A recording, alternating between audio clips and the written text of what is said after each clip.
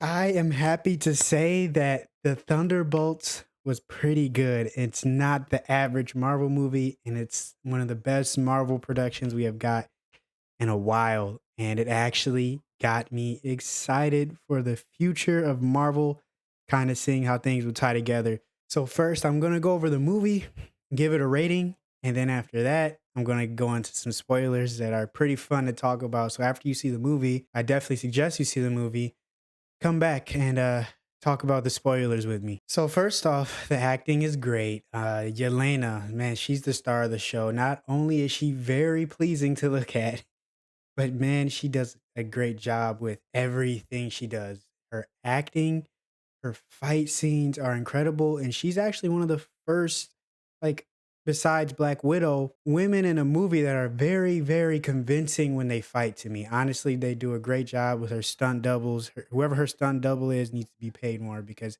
she does a fantastic job.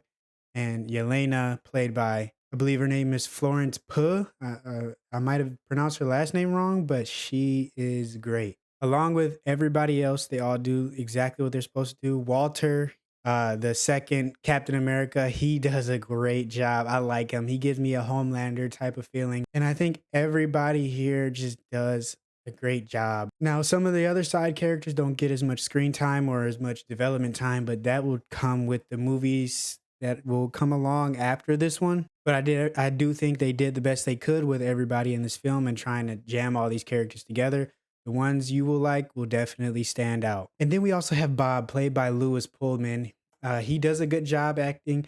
I like his character and I like his character development, like his story. They try to do something a little bit different with this Marvel movie. They actually try to have a meaningful story with a good message. Now that it does come along with its cringy, corny moments. Some people will like them, some people will hate them. I thought it was pretty cringy, but I they got the point across, the message was good, and the delivery and the setup of everything was good. You will end up leaving the film satisfied, even though there is not some super crazy world-ending thread that with this huge CGI action scene. They don't use much CGI in this movie, but you'll know when you get to it. There is some really bad CGI on a fight scene, and it just pulled me all the way out of the moment. I was just sitting there, oh, this is they man, CGI has really fallen off over the years. I keep looking at clips of 2007, 2008 Transformers and older Iron Man movies and just Marvel movies in general, any movie. And compared to now, the CGI is so trash, man.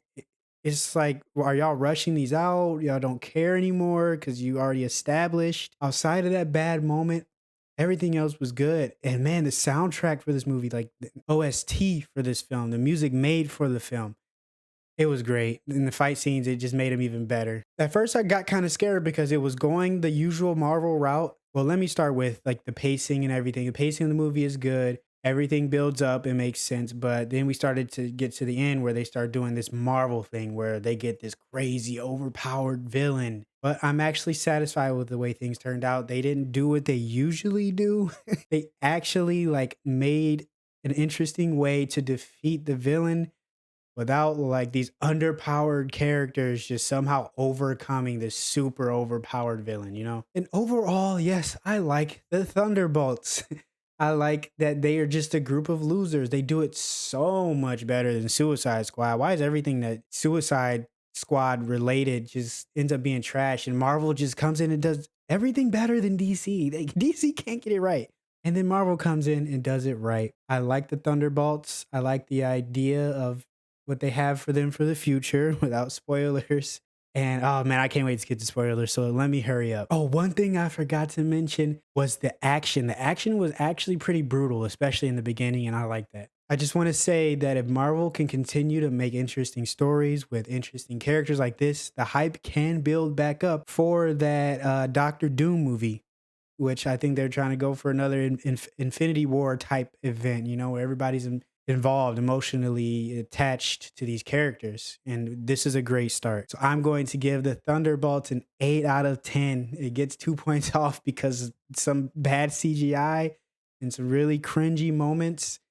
just one moment in the whole thing that didn't make sense, and I'll get to that in spoilers, but it gets 8 out of 10. I definitely recommend you guys go see it. I wouldn't waste your money on like Dolby Atmos or IMAX. I went there to see this movie in Dolby Atmos, and it literally did nothing. It had no type of effect on the movie. I don't believe it's not really made for Dolby Atmos. I don't think it's more of, I guess, an IMAX movie. But all right, come back after you watch the movie, and now I'm going to get into spoilers. Okay, that one mistake that they made in the movie that bothered me is this one scene when they're trying to break out of the impenetrable fortress, and she's like, "Oh," she's telling her soldiers. First of all, I hate these companies in movies where they just have these entire militias, military powers.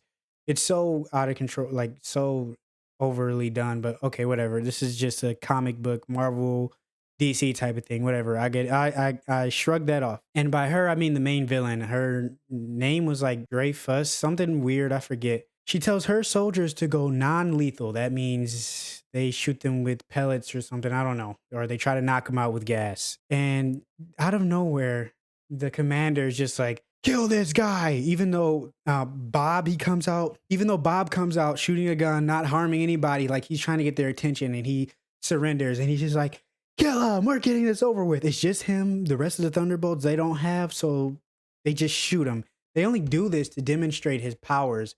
They could have found a better way to do this outside of this unrealistic moment where characters are doing things for no reason. Just, oh, I'm gonna shoot him because the script says so.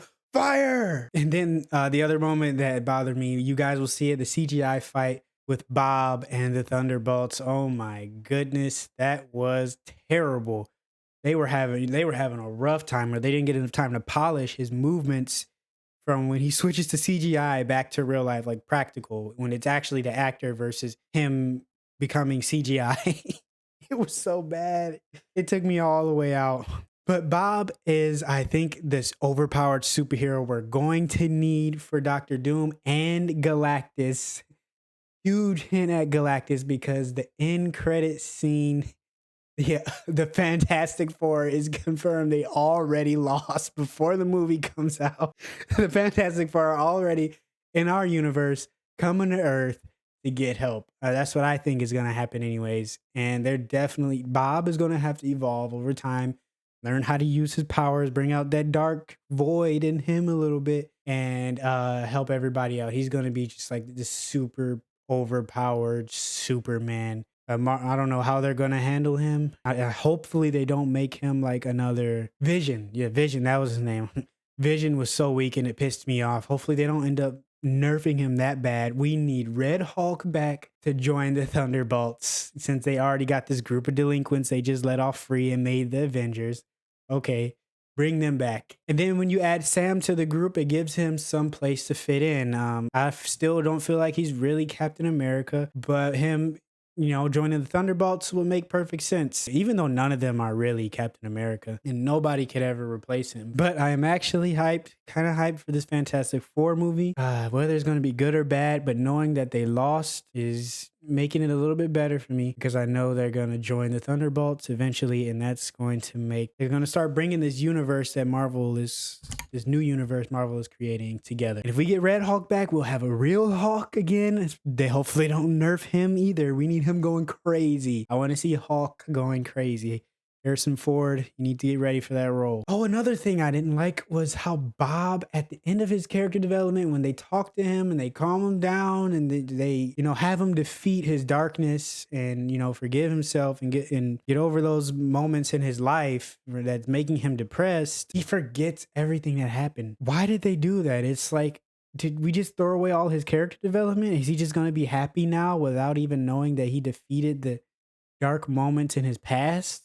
Hopefully I don't know what they're going to do. Hopefully they still develop him as a character. And then the last thing was the end credit scenes. Did they switch the cinematographer or something? Was it a different director? Because the entire feeling of the shots and the scenes changed. It was completely like a different movie. And actually I preferred the way the end credits looked with how they filmed it over the actual movie. Even though the movie did fine itself. I don't know. Or maybe I'm tripping, but that is it for this video, man. Everybody should go see this.